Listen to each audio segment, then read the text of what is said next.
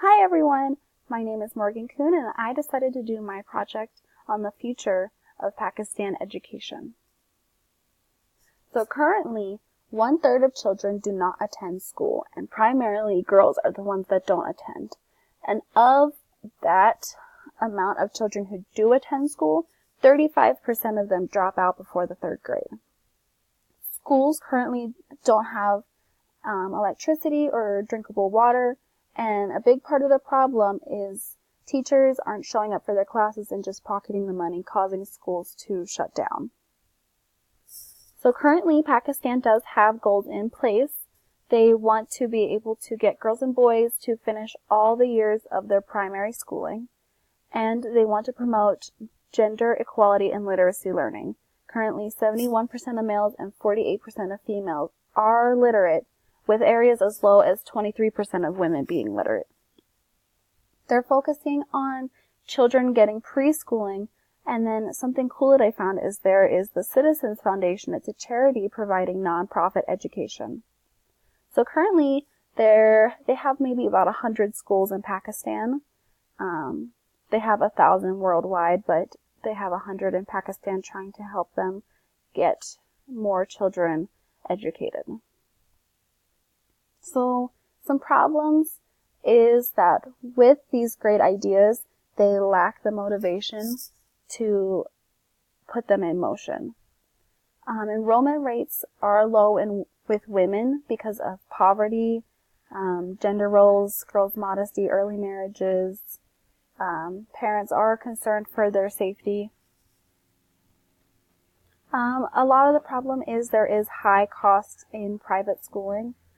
Pakistan does help with the war on terrorism, so that makes terrorists attack schools most likely. And with the education budget and system, 87% of that goes towards the teachers' salaries for the teachers who don't even show up.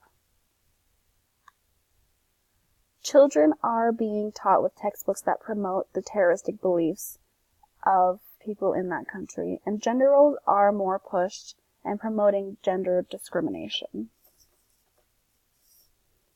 Ways that it can be fixed is reopening the schools and pushing the terrorists out, educating and better training their teachers, hiring security to ensure the safety of the children so parents aren't as afraid to send them to school.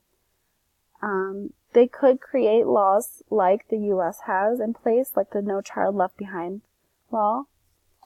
To keep children in school, maybe add some practical classes like carpentry, art, cooking, sewing, electrical. Government can apply for federal-based grants to help them get more money into their education system. And they should provide counselors for the children to help plan for their future or talk through things that may be happening at home, things that may be happening in the country that's causing them to not want to come to school. So this I just copied from a source that I had because I liked just what they were envisioning for 2030 in the country. So they do want to increase public expenditures on education and skill generation. They want to reintroduce the technical and vocational stream, gradually increase vocational and technical education in numbers, and they want to enhance the scale and quality of education in general. So why should we care? So us in the U.S., we're very privileged to be able to go to school without the worry of being bombed by extremists in our country. I mean, of course, the world is getting worse, but we don't have to worry about that much. We have the freedom to pursue any career path that we want. As a nation, we should be more concerned with those in other countries, especially the ones we're allied with, to make sure that they have education to help us win this war on terrorism. If we are allowing an entire country to be educated, we are losing important minds that would be able to create revolutionary solutions to our problems.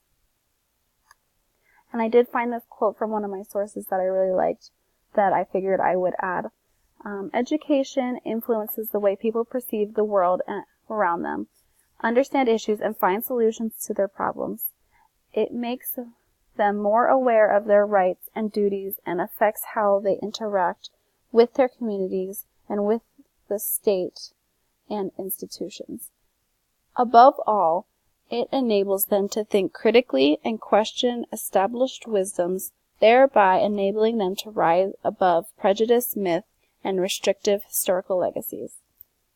So I hope you guys enjoyed my presentation. I had a lot of fun creating it, and I had to shove a lot of stuff in 6 minutes. My first go was like 10 minutes. So thanks for listening to my Screenomatic. Have a great rest of your semester, and thanks for having such a great semester with me, guys. Bye.